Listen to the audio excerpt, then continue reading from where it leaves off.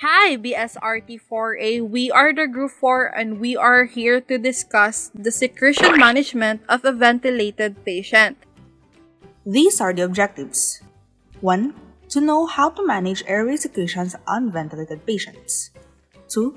To know why it is important to manage airway secretions on ventilated patients. 3. To know the indications, contraindications, advantage, and disadvantage of each procedure. 4. To know how to select the right humidifier device for ventilated patients. 5th, to know the different maneuvers to mobilize secretions on ventilated patients. 6. To know what is the most important bronchial hygiene therapy. 7. To know the different mucolytic medicines. And lastly, to know what are the new trends on secretion management in mechanically ventilated patients. Clearing secretion from the ET tube or tracheostomy tube of mechanically ventilated patient is an important component of bronchial hygiene therapy. It includes routine methods for maintaining mucociliary function and techniques for removing the secretions. Having a tube in the trachea increases mucus secretion and the cough mechanically blocks the mucociliary function. In ET tube, it impairs the compression phase of cough reflex by preventing closure of the glottis. This causes to increase the secretion that can create mucus plugging and increase need for ventilatory support. If this can't be managed, it can lead to prolonged mechanical ventilator and hospitalization. So, in our research, we found 4 routine procedures that are done to help manage the secretions of the patients. So, these are humidification, mobilization, airway suctioning, and lastly, mucolytics. So, first is the humidification. So normally, our upper airway heats and humidifies the atmospheric air to body temperature and 100% relative humidity. Meanwhile, the ventilated patient has no humidity in receiving medical gases because their upper airway is bypassed with artificial airway. Thus, it is important to humidify the medical gas they receive because inadequate humidification can cause thickening or inspissation of secretion, mucus plugging, and airway obstruction. So there are 2 types of humidifier. First is the active humidification and the passive humidification. So first is the active humidifier. It adds water vapor and heat to the inspired gases. So for example, heated humidifiers. Second is passive humidifier. Uses exhaled heat and moisture to humidify inspired gas.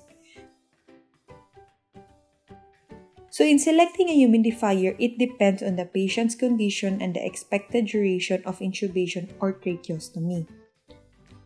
So second in routine procedures in managing secretion is mobilization. Chest physiotherapy, or as we often call CPT, is an airway clearance technique to drain the lung secretion. Consists of a series maneuvers such as positioning, percussion, and vibration. So positioning and turning the patient from side to side help improve lung expansion and drainage of secretions. This is important for patients who are bedridden or hospitalized. In manual percussion, it should be applied against a thin layer of cloth such as a hospital gown or bed sheet to help improve patient comfort. Ideally, the RT should percuss back and forth in a circular pattern over the localized area for 3 to 5 minutes. So, this is the partial drainage position. One of the position you're seeing here is kind of a modified Trendelenburg's position. There's a couple of pillows right underneath the pelvis to raise the pelvis up, so it kind of creates an inclined position for the client. Okay, the whole goal is to help use the gravity to get all the secretions which are built up here, all the way to the top of the airways, so it's a lot easier for the client to cough everything out. Now remember, any secretions of the lower lobes of the lungs, you cannot cough it out. You need to bring it to the top areas. So coughing only removes everything from the upper respiratory tract area. Nothing much from the lower areas. It's very difficult to cough it out. So you need to bring everything out. Even for children with cystic fibrosis, there are like so many lobes, could be like, flooded with all these secretions. But the idea is to loosen it up. If she's just going to lay down like this, it's not going to help. Okay? So we need to loosen these secretions. All right? As that slide says, this is good for lower low position there is a segment called superior segment. Okay, that's the best position for this. So we are concentrating on these areas here. So this is where the secretions are confirmed with a stethoscope. We look for that, so less air is going in and out. So I'm confirmed that there's a lot of secretions here. Okay, when I can hear a good flow of air going in and out, there's no secretions. When the airflow has gone down, then I know that there's secretions in this place. Okay, let's say we have already confirmed that she has secretions here, and it's nice and thick. We need to get it out. Okay, so Maria, I can see that you're going to be in this position for about how many minutes? Because remember, 20 minutes. The client's going to lay down in this position. I think we were talking about this before you walked in. So in that 20 minutes, you're going to alternate certain techniques. One of them is a percussion technique. You know that, cupped hands. And another technique called doing fine vibrations on her back, okay, with your hands interlocked like that, okay, one over the other. And then we're going to perform this. You're going to see how it's going to be done, okay. Now, the cupping, you guys know, you'll be using your wrist movements. So target the area where there's more secretions here. So Maria, I want you to just keep breathing. You know the technique I taught you, the diaphragmatic breathing? In through your nose, out through your mouth. Keep doing that while I'm going to gently, use my cupped hands. I'm going to gently tap your back. My goal is to loosen all the secretions, and then you can cough it out. Sounds good? You guys get it? So I gave a reasoning also, right? If there's any discomfort or anything, just let me know. I will stop right there, okay? So you just start breathing in and out normally, in through your nose, out through your mouth, okay? Go ahead. I can see that the chest is rising, so she's doing it, okay? So when I'm ready, what I'm going to do, I'm just going to concentrate on this area. Just circling around. And normally a client would cough when you do this. That's quite normal. Is that simulated? No, actually, See that? So what is this technique? cupping. This is percussion cupping technique. Okay. How Now much force also, would you apply for it? Like, what kind of force are you applying? Like, it's obviously not light touch. It's a little bit we don't want to make it like too light. It might not be effective, but again, it all depends on the type of clients you have. With clients with osteoporosis, you can't even use that much of force. Sometimes you can break the ribs, right?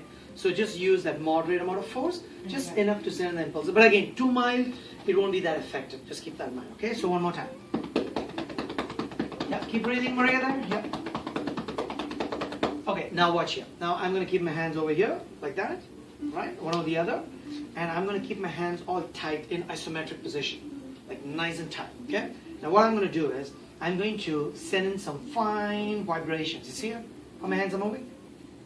Okay, now, when do we do this? When the client is just about to breathe out, not when they breathe in. But the cupping could be done anytime, right? But that vibration is done only when she's about to breathe out. Okay, now I have to give her the commands, right? Watch it. So, my hands are here, and I'm going to vibrate. What is my direction of vibration? Taking everything from the lower to the higher. So, I'm vibrating and I'm moving my hand towards the upper segments. You guys get it? Now, Maria, I want you to take a nice deep breath in through your nose. And when I say breathe out, that's when I'm going to apply some fine vibrations on your chest, okay? And you can see that. The chest is going to rise up. And I'm going to give her the command when to breathe out, right? Maria, are you ready? Okay, breathe in through your nose. Now out through your mouth. You see that one? So the amount of force, right? The amount of vibration given there, okay? One more time, in through your nose. Out through your mouth. The whole bed shakes, huh? So this involves a lot of force and application. You got to keep your hands isometric. I want to come and do it on each one of you. I want you to feel how it really feels the amount of force is given. So each one, when you're going to do it on each other, so you know exactly if you're doing the same amount of force or maybe less, right? So one more time, okay? I'm going to combine these things. Maria, keep breathing in and out. You can do this anytime, right?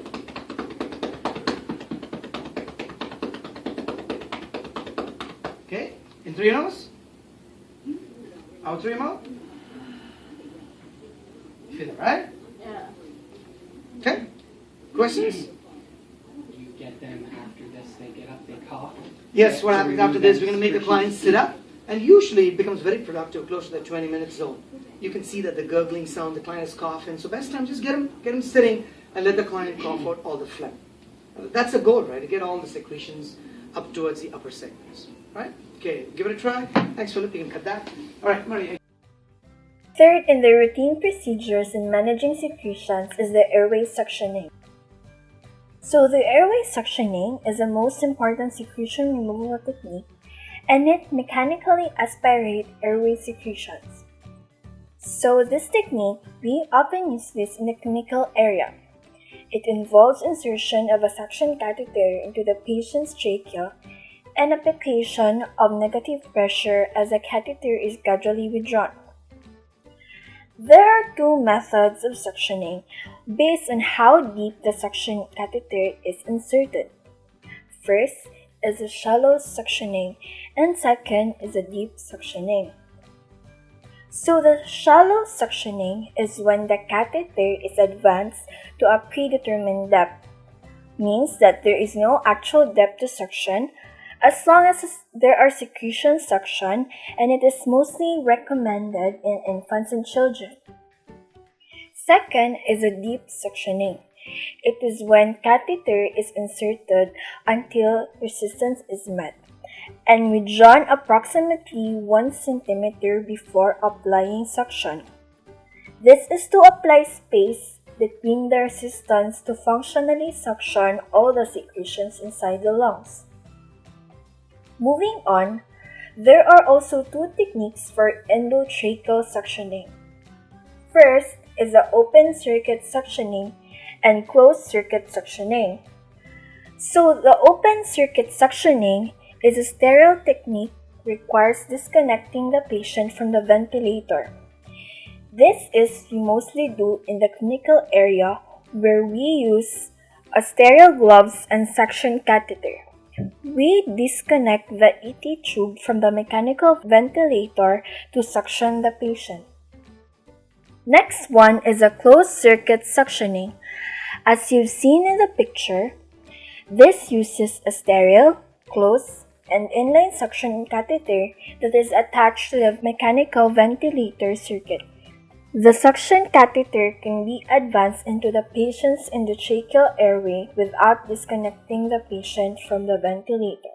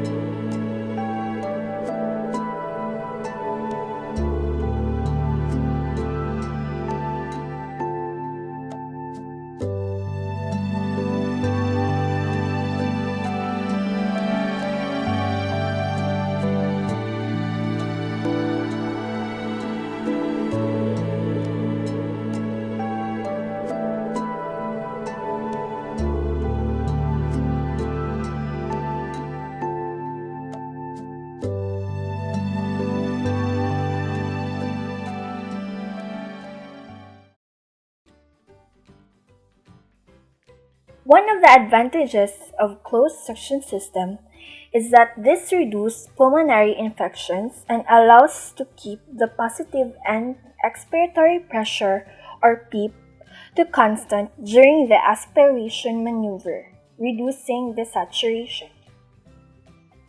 So lastly, in the managing secretions, we could use mucolytics. Mucolytics are medicines that thins the mucus, making it less thick and sticky and easier to cough up. First up, we have the N-acetylcysteine or the NAC, a derivative of amino acid L-cysteine and given by either nebulization or direct tracheal instillation.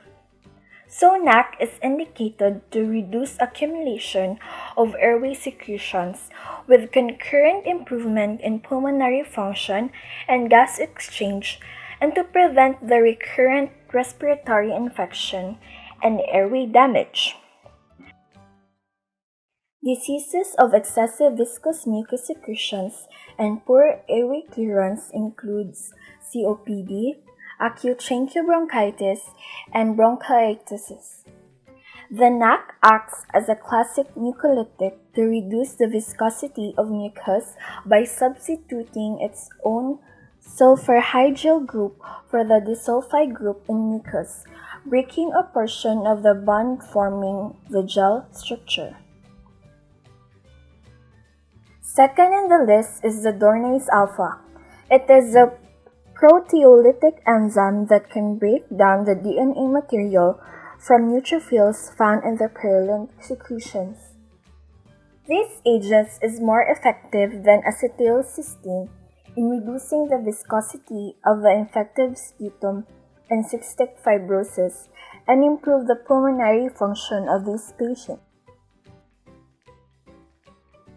We have other mucoactive agents to consider, including bland aerosols of water, including the distilled and normotonic, hypertonic, and hypotonic saline that traditionally been nebulized to improve mobilization of secretions in respiratory disease through sputum production and cause productive coughing.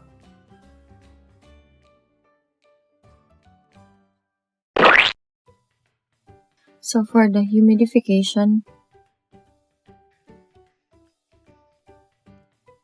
the humidifier selected and the level of humidification required depends on the patient's condition and the expected duration of intubation. The selection of the device to be used on a given patient must be based on the patient's lung disease, ventilator settings, intended duration of use, and other factors. There are two devices used for intubated patients, which are heated and moisture exchangers or HME and heated humidification. So what is heat and moisture exchangers or HME? HME is placed on the distal end of the tracheal tube and stores a portion of the humidity from the expired volume and return this to the inspired air. They function as passive respiratory air humidifiers, which do not depend on a supply of external energy or source of water, because their mode of operation is related to the nasal operating principle and it is also called artificial noses. So HME is contraindicated to use in patients with thick, copious, or bloody secretions, patients with an expired tidal volume less than 70% of the delivered tidal volume, example with those large bronchoplurocutaneous fistulas are incompetent or absent endotracheal tube coughs, patients with high spontaneous minute volumes greater than 10 liters per minute.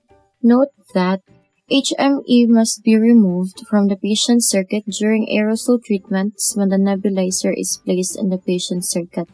And lastly, HME is contraindicated to be used in patients in non-invasive ventilations.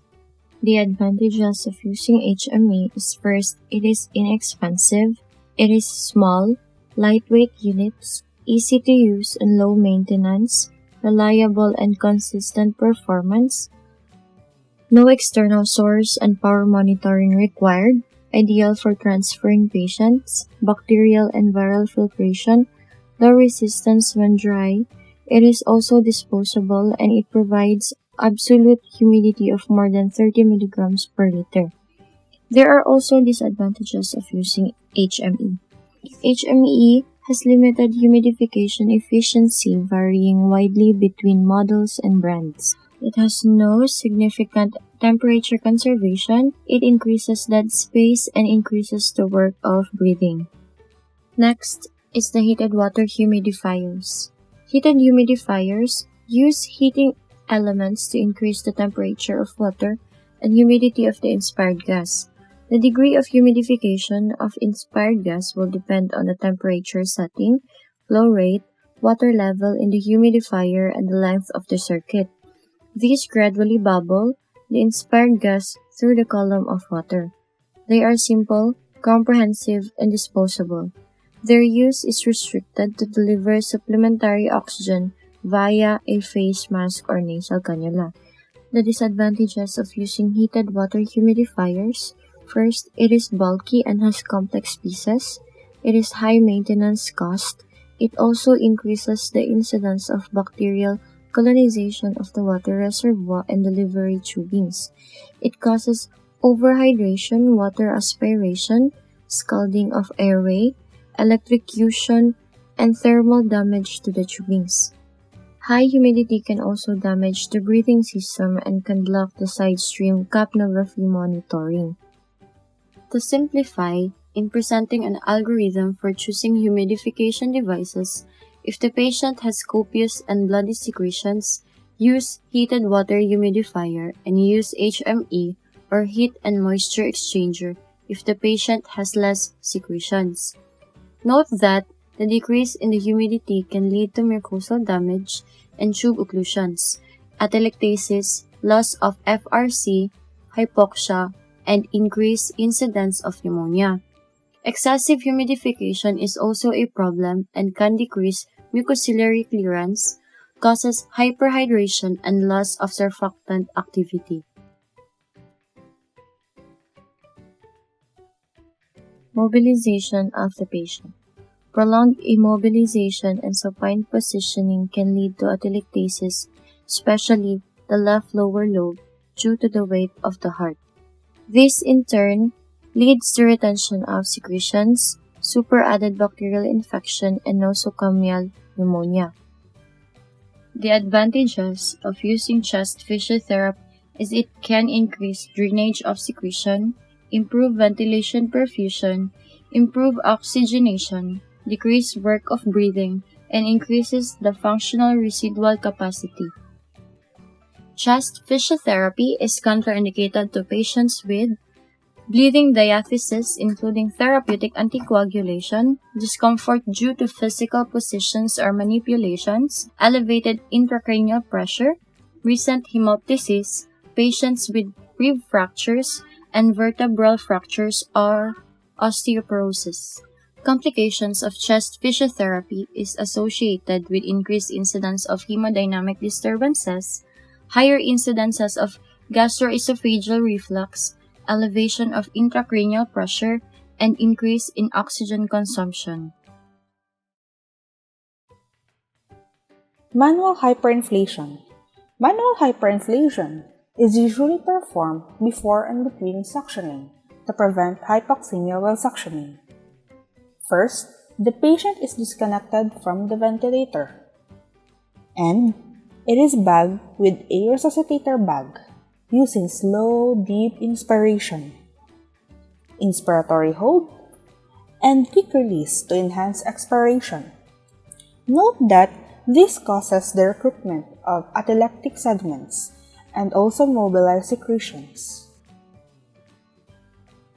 Next procedure is suctioning. Suctioning. Suctioning is clearing of secretions from the endotracheal tube or tracheostomy tube of mechanically ventilated patients is an important component of bronchial hygiene therapy.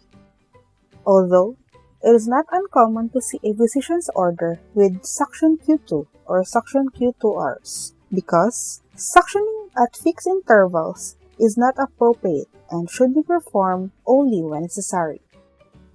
Presenting the patient size and appropriate suction levels. Number 1.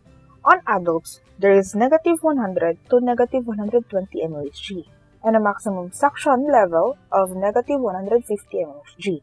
Number 2. On child, there is negative 80 to negative 100 mHg and a maximum suction level of negative 125 mHg. Number 3. On infant, there is negative 60 to negative 100 mHg and a maximum suction level of negative 100 mHg.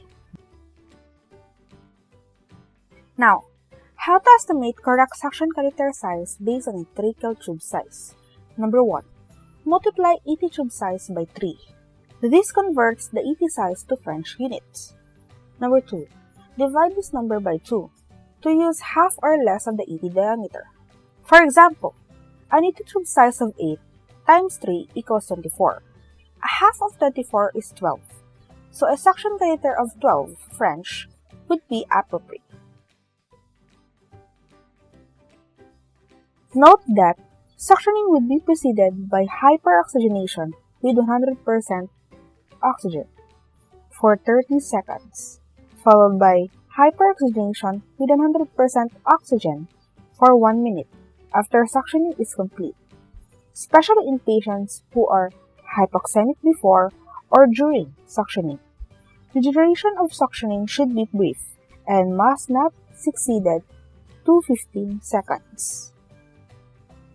In a scenario, during suctioning of a ventilated patient, the respiratory therapist noticed a cardiac monitor alarm. The patient's heart rate has increased from 102 to 150 beats per minute. What should the respiratory therapist do? Number 1. A sudden tachycardia is possible complication of suctioning. The respiratory therapist should immediately stop the procedure, provide 100% oxygen, and ensure the patient is receiving adequate ventilation, probably using a ventilator to do so. The American Association for Respiratory Care, or AARC, has published a clinical guidelines. Now, what are the indications for suctioning? Number 1. Patient's inability to generate an effective spontaneous cough. Number 2. Changes in monitored flow volume graphics. Number 3. Deterioration of oxygen saturation or arterial blood gas values. Number 4. Increase PIP with volume ventilation. Number 5. A decrease in tidal volume with pressure ventilation. 6. Visible secretions in the airway. 7. Acute respiratory distress. And lastly, suspected aspiration of gastric or upper airway secretions. Now, what are the contraindications for suctioning? Most contraindications of suctioning are relative to patient's risk of developing adverse reaction or worsening clinical condition as a result of the procedure. When suctioning is indicated, there is no absolute contraindication because abstaining from suctioning to avoid possible adverse reaction may in fact lethal. Now, what are the hazards and complications of suctioning? First, is decrease in dynamic lung compliance and functional residual capacity. Second is pulmonary atelectasis. Third is hypoxia or hypoxemia. Fourth is ventilator disconnection and loss of positive end expiratory pressure. Fifth is tracheal or bronchial mucosal trauma. Sixth, cardiac or respiratory arrest. Seventh is bronchial constriction or bronchospasm. 8. Increased microbial colonization of the patient's lower airways. 9. Pulmonary hemorrhage or bleeding. And 10. Elevated intracranial pressure. 11 is cardiac dysrhythmias. 12 is hypertension. 13 is hypotension. And lastly, routine use of normal saline inhalation before endotracheal tube suctioning may be associated with excessive coughing, decreased oxygen saturation, bronchospasm, and the sludge of bacterial biofilm would colonize the ET into the lower airways. Do you know that only qualified personnel should assess the need for endotracheal suctioning as a routine part of patient ventilator system assessment? What are the outcomes of suctioning? First, improvement in the appearance of ventilator graphics and breath sounds. Second, decrease in PIP with narrowing of PIP minus P-flat. Third, decrease in airway resistance. Fourth, increase in dynamic compliance. Fifth, decrease in tidal volume delivery during pressure-limited ventilation. Sixth, improvement in ABG values or saturation as reflected by the pulse oximetry. And lastly, removal of pulmonary secretions. Now, the following should be monitored before, during, and after the procedure. First is the breath sounds. Second, the oxygen saturation. The third is FiO2 values. Fourth, respiratory rate and the pattern. Fifth, pulse rate, blood pressure, and ECG if possible. Sixth, the sputum, its color, volume, consistency, and the odor. 7. Ventilator parameters. 8. The ABG values. 9. Cough effort. And lastly, the increase in intracranial pressure.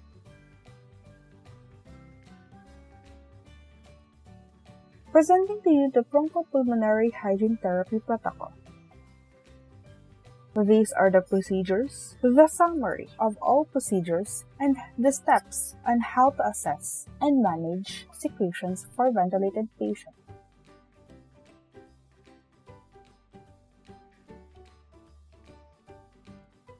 So, these are the new trends. The first is the mucus slurper. Intermittent closed-circuit suctioning is the current standard of care in mechanically ventilated patients. Kolobo and colleagues recently described a system that provides automated, intermittent suctioning of the endotracheal tube lumen. The mucus slurper is a modified continuous subglottic suctioning endotracheal tube. The end of the endotracheal tube is modified by cutting off the portion beyond the cuff and attaching a plastic ring with 8 1.3 mm holes. The suction lumen is extended to apply suction to these 8 holes. Another trend is the mucus shaver. Kolobo and colleagues also described the mucus shaver system for removing secretions from the inner wall of the ATT. The mucus shaver is a manually operated system that scrapes the inside of the ATT to remove secretions. The mucus shaver is placed inside the ATT much like a stylet. The balloon is inflated and the shaving heads are forced against the inner wall. The device is then withdrawn over 3 to 5 seconds to remove secretions. The intention is to return the ATT resistance characteristics to their pre-use values. In an animal model with normal lungs, the mucus shaver maintained a clean internal lumen and reduced biofilm accumulation. The clinical role for this device remains uncertain. Next is hyperinflation. Lung hyperinflation is commonly used to improve secretion removal and recruit areas of pulmonary collapse, leading to improved lung compliance and gas exchange. Owing to the size of the tidal volumes delivered to the patient, there is the possibility that cardiovascular stability will be compromised. The increase in intrathoracic pressure and subsequent reduction in venous return may lead to a reduction in arterial pressure. The increase in tidal volume may also lead to volutrauma, potentially being detrimental to any recent surgical lung anastomosis. Lung hyperinflation can be performed using 100% oxygen, air alone, or air with oxygen entrained. Air alone or air with oxygen in train can be used for patients who require a hypoxic drive and those who are on a self-ventilating mode of ventilation. I'm going to talk you through two different techniques to do with a ventilator and a ventilated patient. We have pig's lungs here as a demonstration guide. They're currently being ventilated with a PRVC mode of ventilation, 21% oxygen, a PEEP of 5, a respiratory rate of 24 and a tidal volume of 340. I am going to do a ventilator hyperinflation maneuver on that. So I'm going to increase their tidal volume by 50 mils until I get time and a half. This is a PRVC mode of ventilation, so these are the settings that we can adapt along the bottom. So I'm going to increase the tidal volume by 50 mils. 50 mils, very sensitive. And I'm going to drop down the respiratory rate by 2. Give them a breath. Increase again by 50 mils. Drop down by 2. Keeping an eye on the P peak as we go up. So what you can see is there's a greater tidal volume now being driven through the ventilator into the pig's lungs with a hyperinflation of the lungs resulting in that, with the aim being to reduce atelectasis and to move secretions, allowing them to sit at this rate for 4 to 8 breaths. And if I feel I need to suction, I will press the O2 breaths along the bottom, which will stay for a cycle of 90 seconds. Or if you want to, you can knock it off. And whenever you're ready, you can just bring them back down to the original tidal volume and back up to the original respiratory rate. And if you feel that you need to, you can do vibes at this point. And before I would suction, I'd give them a blast of 100%.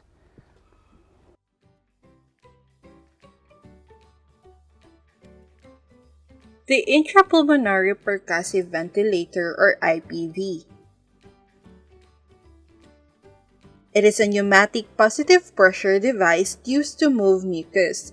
The IPV sends small, fast bursts of air that open the airways.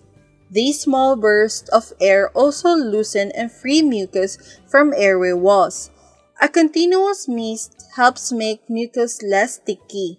The high flow rate encourages deep breathing, which also helps air to get around and behind trapped mucus. IPV also derives from high-frequency percussive ventilation, which was initially applied to treat respiratory failure after smoke inhalation or burns. It is a pressure-limited, time-cycled, high-frequency mode of ventilation that delivers sub-physiologic tidal volumes. Since its emergence, IPV has been progressively used in patients affected by excessive respiratory secretions or to treat atelectasis. It is used to improve airway clearance, to deliver medications, or just to promote an adequate level of secretion hydration.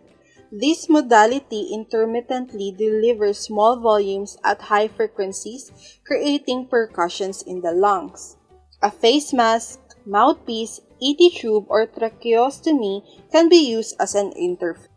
The air that is delivered by the IPV is at a rate of approximately 150 pulses per minute and may be used with nebulized medication. A safety check is performed prior to the administration of the IPV to a tracheostomy tube. The safety checks involves the following steps. Number 1, to deflate the ETT tracheostomy tube cuff.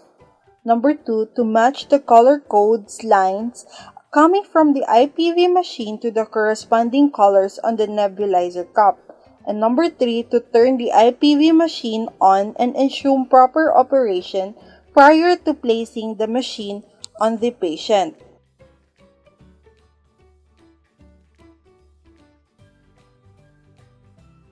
The high-frequency chest wall oscillation, or the HFCWO, are devices that use positive and negative pressure changes to increase peripheral and tracheal mucus movement towards the airway opening.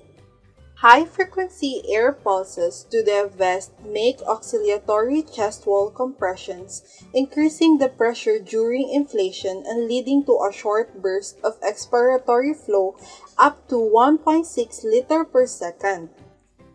Typically, a user pauses during the 20 to 30 minute HFCWO treatment every 5 minutes to cough out loosened mucus that has moved into the large airways. The Aflo vest uses individual oscillators built into the vest and is battery powered, so a generator is not required, making it a more portable device. The primary goals of AfloVest mechanical HFCWO therapy are to reduce the number of exacerbations and infections and to improve patient quality of life by reducing airway inflammation and mobilizing secretion.